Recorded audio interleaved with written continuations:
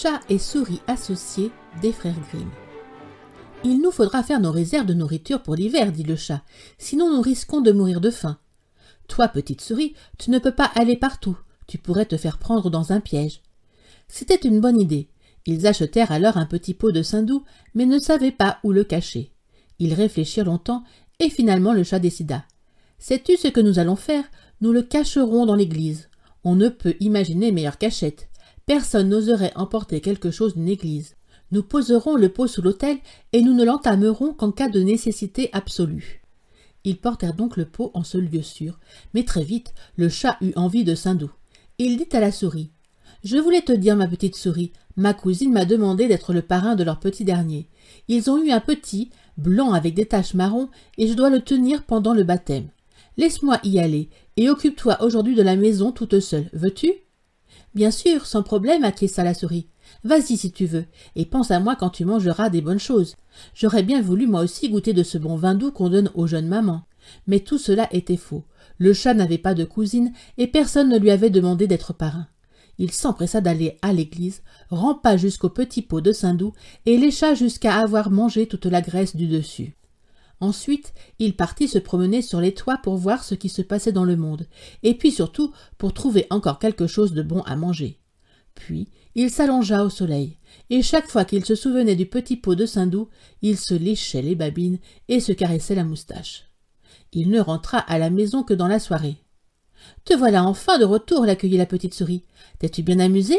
Vous avez dû bien rire. »« Oui, ce n'était pas mal, répondit le chat. »« Et quel nom avez-vous donné à ce chaton ?» demanda la souris. « Sans le dessus, répondit sèchement le chat. « Sans le dessus, chuchota la souris. Quel drôle de nom! Assez rare, dirais-je. Est-il courant dans votre famille? Tu peux dire ce que tu veux, rétorqua le chat, mais ce n'est pas pire que Volmiette, le nom de tes filleuls. Peu de temps après, le chat se sentit de nouveau l'eau venir à la bouche. Sois gentil, supplia-t-il, occupe-toi encore une fois de la maison toute seule. Fais cela pour moi, petite souris, on m'a encore demandé d'être le parrain. Le chaton a une collerette blanche au cou, je ne peux pas refuser.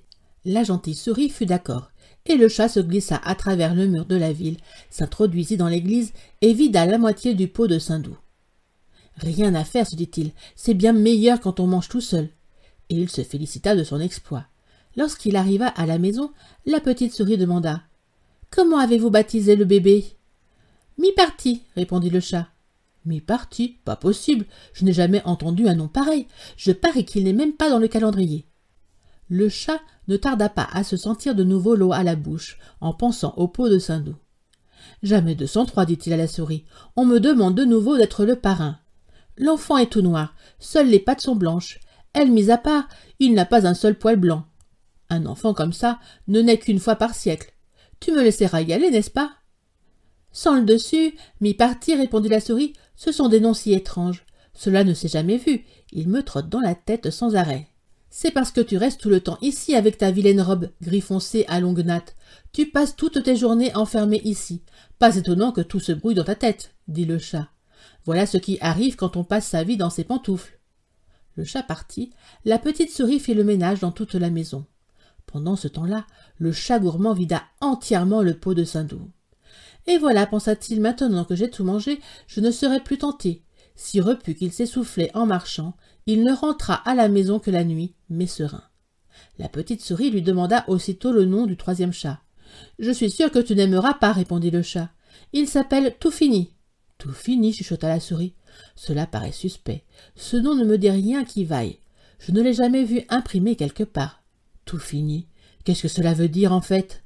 Elle hocha la tête, se roula en boule et s'endormit. Depuis ce jour, plus personne n'invita le chat à un baptême. L'hiver arriva, et dehors, il n'y avait rien à manger. La petite souris se rappela qu'ils avaient quelque chose en réserve.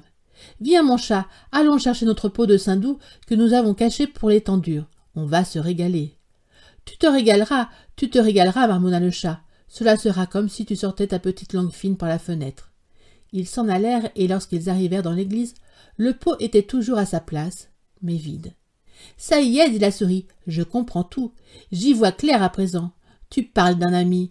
Tu as tout mangé quand tu allais faire le parrain.